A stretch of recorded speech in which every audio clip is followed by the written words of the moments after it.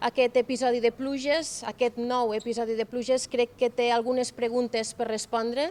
La primera és per què, amb una situació d'una previsió meteorològica complicada, el president Salvador Illa decideix assistir als actes a Madrid i no quedar-se al país per fer possible la gestió de tot plegat. Ahir es va convocar un cecat d'urgència en què el president s'hi va connectar de manera telemàtica i ens preguntem com és que hi ha altres presidents de comunitats autònomes que sí que van suspendre l'agenda per aquesta previsió i en canvi el president Salvador Illa va preferir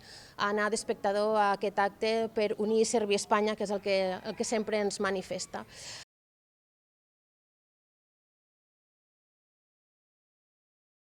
A més, crec que també ens hem de preguntar com ha funcionat el sistema d'alertes. Veníem d'un cap de setmana de fa 15 dies, 3 setmanes, en què havíem tingut moltes alertes que ens havien posat en antecedent del que podia venir i, en canvi, en aquest episodi de pluges, les alertes van arribar a les 6 de la tarda al Montsià i a les 8 al Baix Ebre i crec que entre tots s'haurà de trobar la manera d'ajustar com s'informa la població i en quin moment s'envien aquests missatges perquè tothom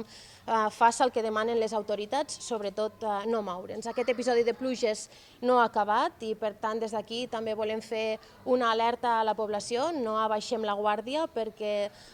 l'episodi no està tancat i, per tant, cal que entre tots apliquem la prudència